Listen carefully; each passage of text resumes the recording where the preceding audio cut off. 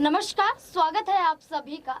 हरियाणा की 90 विधानसभा सीट और 90 विधानसभा सीट में से अगर हम 2019 की बात करें तो 2019 के विधानसभा चुनाव में भारतीय जनता पार्टी ने जीती थी 40 सीटें और 40 सीटों के साथ सरकार बनाने के लिए कम से कम भारतीय जनता पार्टी को चाहिए थी 5 सीटें और 5 सीटों के जरिए 6 निर्दलीय विधायकों ने हरियाणा में भारतीय जनता पार्टी को अपना समर्थन दिया और भारतीय जनता पार्टी सरकार बनाने में कामयाब हुई।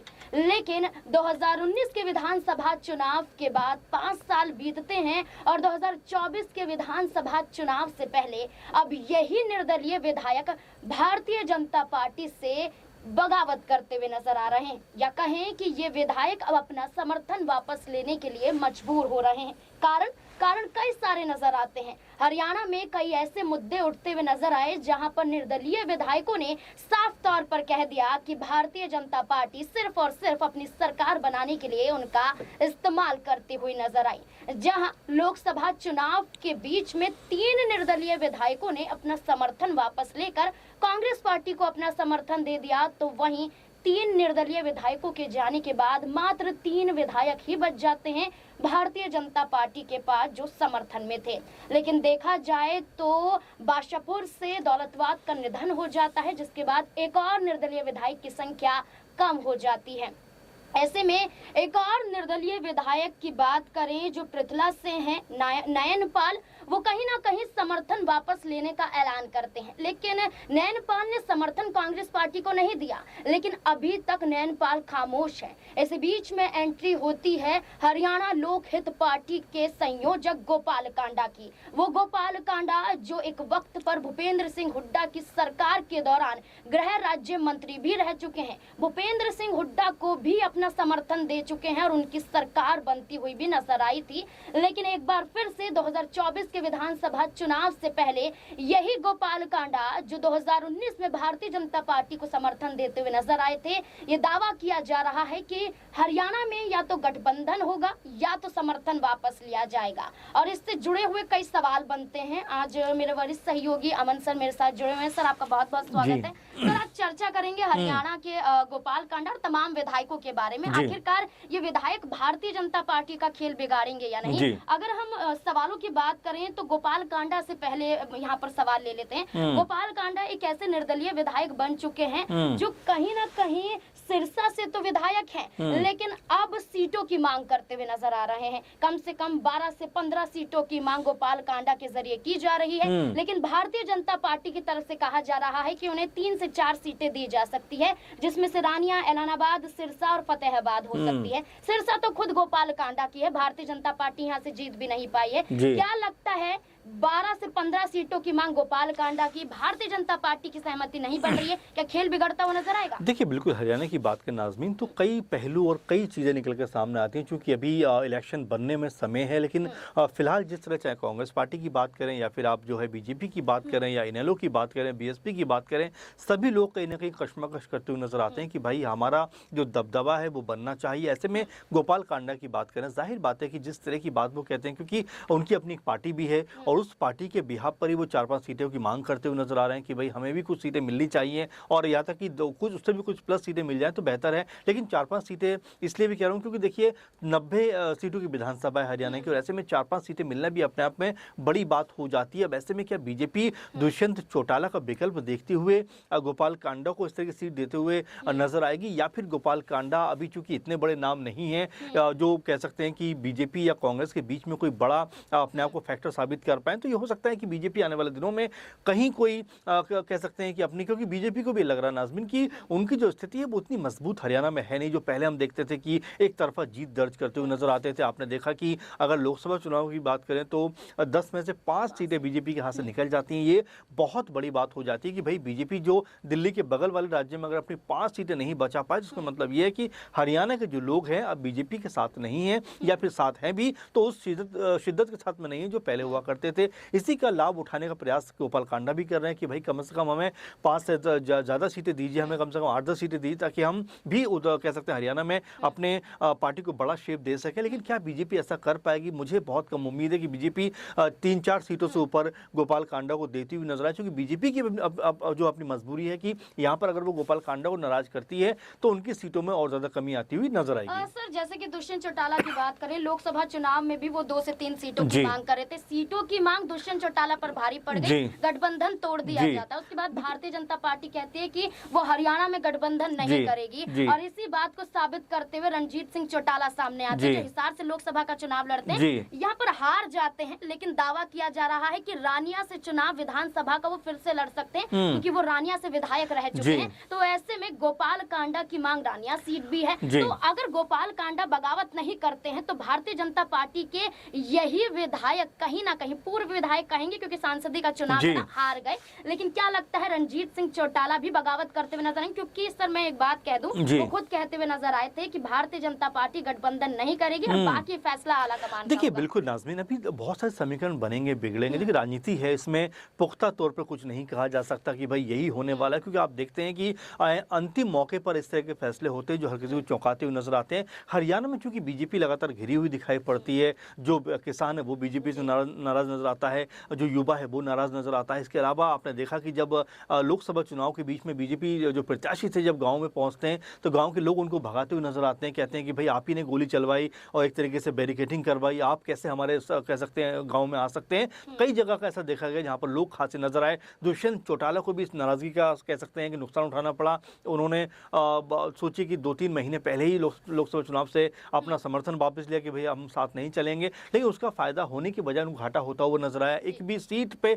वो फाइट में भी नजर नहीं आया। तो ऐसे में नाज़मीन ये समझिए कि आने वाला जो समय है उसमें कई समीकरण अभी बनते हुए नजर आएंगे। आपने देखा कि बीएसपी और इनेलो के बीच में जो गठजोड़ हुआ है, क्या इतना ताकतवर है जो कांग्रेस और जो कह सकते हैं बीजेपी के लिए मुश्किलें खड़ी करता हुआ नजर आए? गोपाल कांडा क्या वो नाम है जो आने वाले दिनों में एक बड़ा नाम बन के उभरे? तो कई ऐसी चीजें हैं जो अभी इस पूरे के पूरे मामले में पेचीदा है, लेकिन हाँ ये आप मानकर चलिए कि मुकाबला मुख्य तौर पर कांग्रेस और बीजेपी के बीच में होने वाला। अब ऐसे में ये जो चाहे गोपाल कांडा हो या इनेलो हो या बीएसपी हो, किस तरह का प्रभाव छोड़ने वाले हैं ये मेरे ख्याल में आने वाले दिनों में पता चल जाएगा। सर मुकाबला कांग्रेस पार्टी और भारतीय जनता पार्टी के बीच में है, तो कांग्रेस पार्टी की विधायिका अभी भी है किरण चौधरी, क्योंकि विधानसभा सीट उन्होंने अपनी नहीं छोड़ी है, भारतीय जनता पार्टी में जाकर शामिल हो गए। अब कांग्रेस विधायक विधानसभा स्पीकर को चिट्ठी लिखते हैं, पहली चिट्ठी खारिज कर दी जाती है, इनकार कर दिया जाता है, दूसरी चिट्ठी लिखते हुए नजर आते हैं।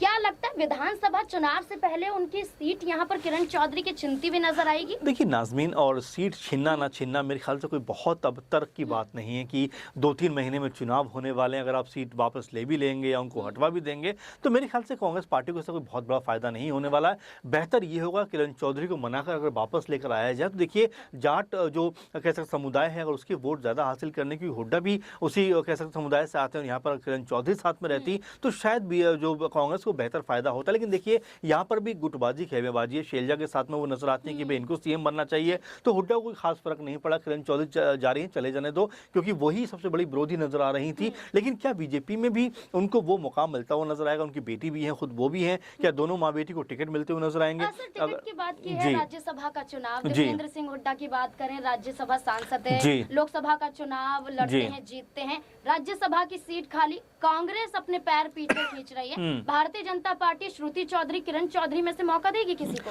देखिए बिल्कुल जाहिर बात है कि अगर आप उनको लेकर आए हो तो बिल्कुल बीजेपी का ये रहा है। आप देखिए कि चाहे महाराष्ट्र की बात करें, उत्तर प्रदेश की बात करें, बिहार की बात करें, तमाम राज्यों की बात करें कि जब जब कोई बड़ा चेहरा आपकी पार्टी में बीजेपी में शामिल होता है तो बीजेपी ऐसे मौके देती है। लेकिन किरण चौधरी को भी अगर मौका मिलता है, उनकी बेटी को मौका मिलता है, तो ये बीजेपी के लिए किस तरह फायदेमंद साबित हो सकता है ये देखने वाली बात हुई। क्योंकि कहीं ऐसा ना हो कि जो बीजेपी अपना पूरा गणित लगाकर बैठी कहीं वो गणित खराब होता हुआ दिखाई पड़े, क्योंकि बीजेपी की स्थिति जैसे मैंने पहले भी कहा कि कोई बहुत बेहतर नजर नहीं आती। आप देखिए वोट शेयर में भी अब कांग्रेस पार्टी कहना कि हावी दिखाई पड़ती है और 5 सीटें जीतने के बाद 2-3 सीटों पर कड़ी टक्कर में बीजेपी वर्सेस कांग्रेस पार्टी नजर आई थी। तो ऐसे में आप ये मानकर चलिए कि आधे आधे पर बीजेपी और कांग्रेस पार्टी खड़े हो गए। अब यहाँ पर जो लोग हैं वो किस तरह अपना रुझान करते हुए नजर आएंगे, क्योंकि ये देखिए लोकसभा चुनाव को अभी 1 से 2 महीने हो रहे हैं। ऐसे में क्या लोगों का मन बदला है और आने वाले 2-3 महीने जब पूरी तरह राजनीति हावी होती हुई नजर आएगी तो क्या वाकई में, क्योंकि देखिए 2-3 चीजें यहाँ पर बीजेपी के लिहाज से हुई हैं कि क्या नायब सिंह सैनी के अंदर वो बात है जिनके नाम पे वोट पड़ता हुआ नजर आएगा, क्या खट्टर को वापस लेकर आना पड़ेगा, तमाम ऐसे पहलू हैं। क्यों अनिल भी जो नाराज नजर आते हैं, राव इंद्रजीत नाराज नजर आते हैं, तो बीजेपी के लिए भी राह उतनी आसान है नहीं। सर, राव इंद्रजीत की आपने बात कही और राव इंद्रजीत गुरुग्राम से सांसद हैं और केंद्रीय राज्य मंत्री भी हैं। और राव इंद्रजीत अब अपनी बेटी को आगे करके कि विधानसभा सीट तो मिलनी चाहिए, क्योंकि 2014 और 2019 में भारतीय जनता पार्टी ने ये कहकर इनकार कर दिया कि भारतीय जनता पार्टी परिवारवाद को समर्थन नहीं देती है। लेकिन आज का समय है कि राव इंद्रजीत अपनी बेटी के लिए अड़े हुए हैं और खुद यहाँ पर आरती राव सिंह कहती है कि मुझे अटेली से चुनाव। देखिए नाज़मीन, बीजेपी जिस तरह की बात कहती हुई नजर आती है कि परिवारवाद में हम भरोसा नहीं रखते, लेकिन किरण जो चौधरी हैं उनकी बेटी हैं, ये परिवारवाद नहीं है। तो ऐसे में बीजेपी खुद अपनी ही बातों में कहने को उलझती हुई नजर आती है। और देखिए अभी कह सकते हैं कि अभी तो आगाज है, अभी बहुत सारी चीजें बनेंगी, बिगड़ेंगी, बहुत सारी चीजें टूटेंगी, संभलेगी। लेकिन हाँ, ये मानकर चलिए कि यहाँ पर कांग्रेस पार्टी के लिहाज से अगर बात करें तो बीजेपी के लिए कहीं ना कहीं बहुत बड़ा वो सरदर्द है। और यहाँ पर अगर सब कुछ ठीक ठाक रहा जैसा नजर आ रहा है पूरा माहौल, क्योंकि दीपेंद्र हुड्डा जिस तरह से रैली करते हुए दिखाई पड़ते हैं और जिस तरह लोगों के बीच में जा रहे हैं, जन समर्थन जुटा रहे हैं, वो ये बता रहा है कि लोगों का यकीन कहीं ना कांग्रेस पार्टी की तरफ बढ़ रहा है। वैसे में बीजेपी के पास काट क्या है वो देखने वाली बात हुई, क्योंकि फिलहाल तो कांग्रेस पार्टी आगे नजर आ रही है। सर, अगर कांग्रेस पार्टी को एक आखिरी सवाल लेना चाहूंगी, छोटा सा सवाल होगा कि कांग्रेस पार्टी में जिस तरीके से आपने पहले कहा कि गुटबाजियां चल रही हैं, कुमारी सैलजा एक तरफ है, दीपेंद्र सिंह हुड्डा, भूपेंद्र सिंह हुड्डा, यहाँ पर ये कहा जा रहा है कि बाप बेटे ही कांग्रेस पार्टी को कहीं ना कहीं अपनी जागीर समझकर बैठे हुए हैं। क्या लगता है सीएम चेहरा कौन हो सकता है? देखिए कांग्रेस पार्टी से बात करें तो इसमें कोई दो राय नहीं कि शैलजा भी कहीं ना कहीं अपनी कह सकते हैं, आपने देखा ही बीते दिनों की वो अपनी रैली करती हुई नजर आ रही थी। तो ये कहीं ना कहीं आप मानकर चलिए कि वो बराबर की टक्कर जो है वो हुड्डा परिवार को देना चाहते हैं कि भाई मैं भी आपसे कतई कम नहीं। और देखिए किरण चौधरी ने जाते जाते ये बात जरूर कही कि अगर सीएम बनने का कोई सबसे बड़ा हकदार है तो वो शैलजा जी हैं। तो ऐसे में कांग्रेस पार्टी के लिए मुश्किल ये है, क्योंकि आपने देखा कि जो हुड्डा ने सब लोगों को तो बुलाया लेकिन शैलजा को नहीं बुलाया। वहीं शैलजा और उनके बीच में लगातार तनातनी का माहौल भी रहा, प्रचार प्रसार करने भी नहीं गए। तो ऐसे कई कारण नाज़मीन जो ऐसा लगता है कि हरियाणा की जो राजनीति है खासकर कांग्रेस के लिहाज से अगर एकजुट नहीं हुई तो एक बार फिर से कहीं ऐसा ना हो कि सत्ता तक आते आते कहीं कुछ कमी रह जाए। इसीलिए अगर यहाँ पर सत्ता पाना है तो शैलजा और हुड्डा गुट को एक होना पड़ेगा, नहीं तो कांग्रेस के लिए सत्ता का जो ख्वाब कहीं ना कहीं वो देख रहे हैं उनके लिए कहीं ख्वाब बनकर ही ना रह जाए। सर, आपका बहुत बहुत शुक्रिया हमारे साथ जुड़े रहने के लिए। जिस तरीके से हरियाणा में तमाम समीकरण बनते हुए नजर आ रहे हैं, जहां कांग्रेस पार्टी में गुटबाजी है तो वहीं भारतीय जनता पार्टी के निर्दलीय विधायक समर्थन वापस लेने के लिए मजबूर हो रहे हैं, सिर्फ और सिर्फ सीट शेयरिंग से पहले भारतीय जनता पार्टी का कोई सहमति ना जताना। लेकिन ये तमाम समीकरण क्या लोकसभा चुनाव के तर्ज में विधानसभा चुनाव में भी क्या भारतीय जनता पार्टी पिछड़ती हुई नजर आएगी? 40 सीटें 2019 में जीतना, क्या 40 का आंकड़ा भी कम हो जाएगा या फिर 40 से आगे भी भारतीय जनता पार्टी यहाँ पर आंकड़ा साबित करती हुई नजर आएगी? इस मुद्दे को लेकर आपकी क्या राय कमेंट सेक्शन में जरूर बताएं। देखते रहें SPN9 न्यूज़। धन्यवाद।